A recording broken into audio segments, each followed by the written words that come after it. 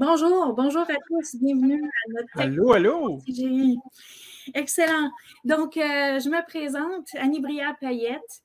Je suis recruteur chez CGI depuis maintenant 1 an et demi et je suis dans le domaine depuis, et j'ai calculé 25 ans déjà cette année. Franco, mon acolyte, je te laisse te présenter et parler de toi dans ton rôle chez CGI. Ben oui, absolument. Mon nom est Franco Huard. En fait, j'ai à peu près, même si j'ai l'air quand même assez jeune, là, j'ai quand même tout près de 20-21 ans d'expérience en assurance qualité. Tu me Donc, rejoins bientôt. hein? Oui, Tu c'est me ça, je te rejoins rejoins bientôt. bientôt. Ben, les cheveux blancs commencent à pousser tranquillement, là. Fait que ça va pas pire, là. Je commence à prendre un petit peu plus de sagesse, là. Mais ça fait quand même assez longtemps que je fais de l'assurance qualité, un grand passionné là-dedans. Puis présentement, chez CGI, en fait, je suis directeur service conseil. Donc, je suis en mandat chez un client présentement pour faire de l'assurance qualité. OK, d'accord. Puis comment est-ce que, avec 21 ans d'expérience ou à peu près, comment est-ce que travailler chez CGI, ça a fait une différence dans l'avancement de ta carrière? En fait, là, CGI, pour moi, c'est super simple. C'est que en assurance qualité, j'ai quand même réussi à toucher à plein de choses, plein de concepts assez différents. Mais l'avantage de CGI, c'est qu'on est capable de toujours toucher à la nouvelle technologie. Puis je pense que c'est ça qui est le plus important pour un employé, en fait, c'est d'être capable d'être au courant de tout ce qui se passe dans le domaine, de savoir aussi c'est quoi les nouvelles technologies qu'on peut faire, quel genre de concept qu'on peut faire aussi en assurance qualité. Pour moi, c'est un des plus grands avantages qu'on peut avoir avec CGI parce que ça nous donne cette opportunité-là. Parce qu'il y a un client qui peut nous dire savez-vous quoi, j'ai besoin, par exemple, je donne un exemple rapide, mais pour tout ce qui est d'Amazon AWS, ben c'est sûr que c'est encore tout nouveau, mais CGI nous permet de justement de nous donner de la formation, d'apprendre sur le sujet, puis par après de devenir des experts dans ce domaine-là. Donc, c'est un gros avantage, en fait. Excellent. On discutait l'autre jour, puis tu me parlais de ton projet en ce moment, et je pense que tu en es vraiment fier. Sans donner les noms de clients, peux-tu m'en parler un peu plus? Oui, ben en fait, c'est que c'est quand même un méga projet que j'ai réussi à faire partie. En fait, moi, dans mon histoire chez CGI, je suis quand même tout nouveau. Ça fait quand même un an et demi que je suis chez CGI et c'est mon seul projet aussi que j'ai avec eux. Mais c'est quand même tout un projet parce que le projet en question, on s'est divisé en 3 parties. Donc, on a une partie pour le portail de transactions. Donc, tu sais ce qui est les transactions pour faire l'achat de certains items. Après ça, on a une partie qui s'appelle le back-end. Donc, toutes les transactions qui se passent en arrière, les appels API et tout ça. Et ça se termine dans un CRM. Donc, certains CRM qui existent comme Salesforce. Donc, on a vraiment une belle méga plateforme qui nous permet de tester toutes sortes de choses, puis d'approfondir justement nos connaissances dans ce domaine-là qui est en constante évolution. Pour les jeunes qui t'écoutent en ce moment, là, puis qui disent hey, ça a l'air vraiment tout un challenge, ça a l'air plaisant. Ce serait quoi le conseil que tu leur donnerais concrètement pour se diriger, pour faire une carrière, pour se préparer à ce rôle-là de qualité? Pour se préparer dans ce cours-là d'assurance qualité, en fait, pour moi, l'aspect le plus important aussi, c'est peu importe la position qu'on veut prendre dans le domaine de l'informatique, pour moi, l'assurance qualité, c'est primordial. Pourquoi? Parce que c'est là qu'on va voir si le produit qu'on va sortir est de qualité. Puis pour ça, ben, les prérequis, je pense, pour être un testeur de qualité, en premier, c'est d'avoir l'œil, d'être créatif, Oui. de ne pas avoir peur de challenger les autres personnes sur qu'est-ce qu'on peut voir. Parce qu'à la fin, il faut se souvenir que c'est la qualité qui prévaut. Donc, quelqu'un vraiment de créatif qui va vouloir développer des choses, qui va vouloir penser outside of the box. Moi, personnellement, c'est ça que je cherche en premier. C'est sûr que par après, on a des formations qui existent là, un peu partout au Québec là, sur l'assurance qualité, dont certains cégeps qui offrent un AEC en assurance qualité. Donc, un bon background en informatique, c'est sûr, c'est important. Mais moi, qu'est-ce qui prévaut? C'est vraiment quelqu'un qui est capable de trouver les problèmes, d'être créatif, de pousser la machine un petit peu plus loin, think outside of the box. Ça, pour moi, c'est super important. Excellent. Donc, tu viens de voler ma prochaine question qui était, c'est quoi la définition, selon toi, un bon QA? Pour justement les critères concrets, selon toi, est-ce qu'une certification, c'est nécessaire pour être un bon analyste de qualité? Est-ce que c'est nécessairement nécessaire? Oui et non. Comme je disais, pour moi, si la personne est capable de bien se débrouiller, qu'elle a quand même un bon français, un bon anglais pour bien communiquer, puis d'être capable de trouver, d'être débrouillard dans le logiciel. Pour moi, ça, c'est le premier aspect, mais c'est sûr qu'il y a toujours une fondation qu'on doit avoir. Comme je disais tantôt, le ASC en assurance qualité, c'est super bon. Moi, personnellement, j'avais commencé il y a quand même quasiment 20 ans de ça, j'avais fait un DEP en informatique qui est devenu le DEC en informatique au cégep. Donc, ayant un bon background soit en programmation, soit en réseautique, pour moi aussi, c'est quelque chose de super important parce qu'éventuellement, les gens qui font du QA vont vouloir peut-être faire un petit peu plus. Donc, si les gens veulent faire de l'automatisation, c'est sûr qu'avoir un background en programmation va beaucoup aider pour pousser un petit peu plus loin sa carrière. Excellent.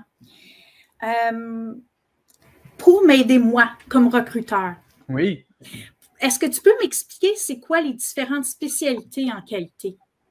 Oui, en fait, on parle des testeurs manuels. Ça, c'est vraiment la base, selon moi. Okay.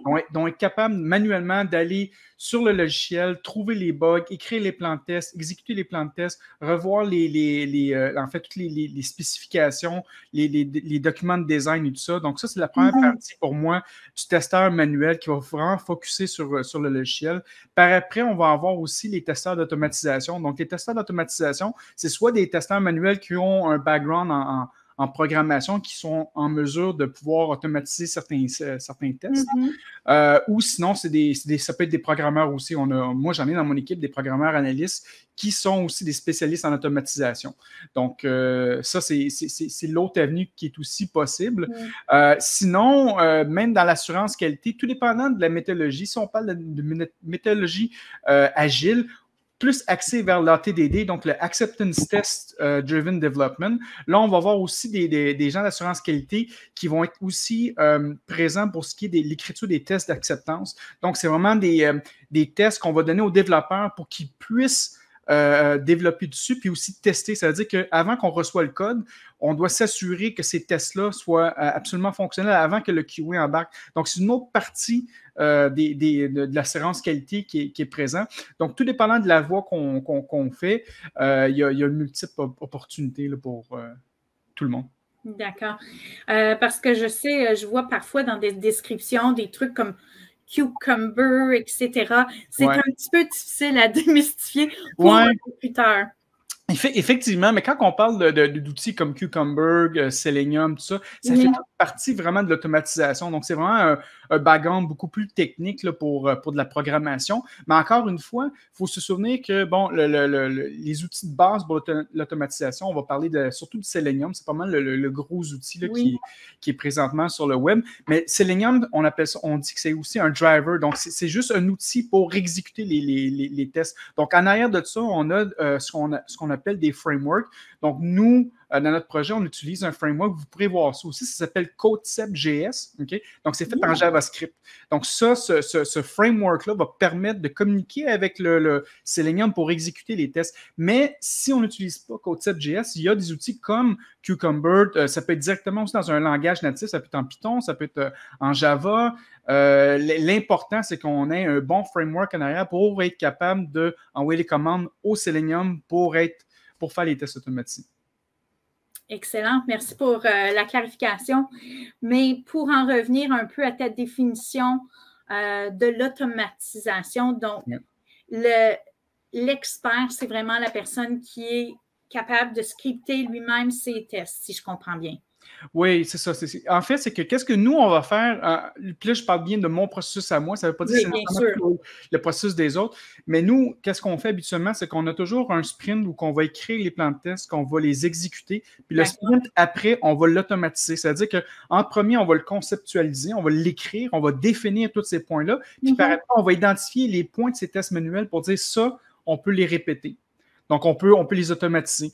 Puis pour moi, la règle, c'est très simple. C'est si on exécute un test plus que 3 fois, donc ce test-là devrait devenir un test automatisé pour que ça nous évite de toujours répéter les mêmes choses. Excellent. Là, je comprends un peu mieux l'environnement. Il y a souvent aussi des mythes, mythes qui sont rattachés au rôle en qualité. Ouais. Est-ce que tu peux m'en parler un peu de certains mythes dont on parle parfois là, dans l'environnement des tests? Oui, il y a une couple de mythes qui sont quand même très drôles, là, personnellement. Le mythe que j'entends le plus souvent parler, c'est qu'on est les ennemis des développeurs. C'est totalement faux. On est les meilleurs ennemis des développeurs parce qu'on aide à fournir de la qualité sur le code qu'ils ont. Mais des fois, ça va arriver dans des entreprises où on va vouloir mettre les testeurs à part en disant que c'est peut-être pas disons que on dit aussi que c'est la dernière ligne de défense pour le projet.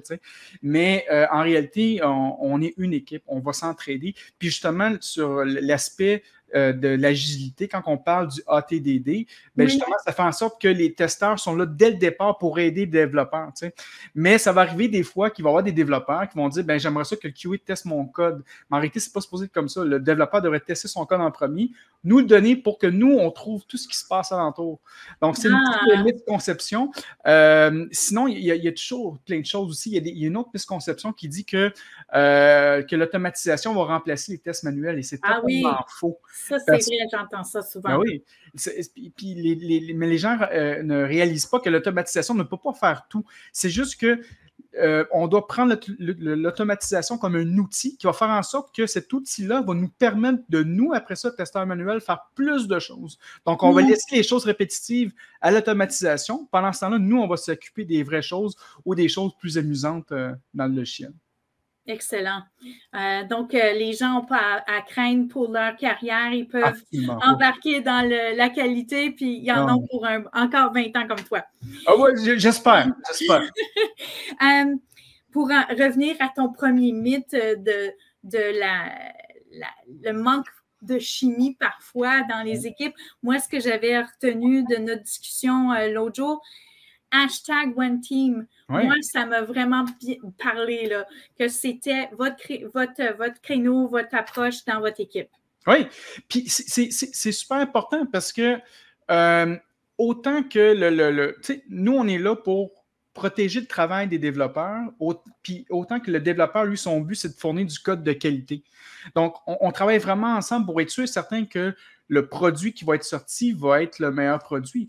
Et ça va arriver souvent que quand on va faire nos plans de test puis on va les présenter au développeur, le développeur va réaliser en disant « Ah, ben j'ai peut-être oublié tel test que j'aurais pu faire sur le côté pour m'assurer que tout soit parfait. » Et depuis ce temps-là, depuis que nous, on utilise cette approche-là ATDD de notre côté, on a vraiment, en plus, droppé le nombre de bugs d'une manière très significative.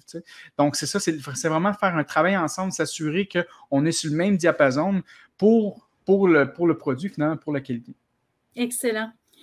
On a touché un peu à ce sujet-là tantôt, mais moi, j'aime toujours voir qu'est-ce qui s'en vient.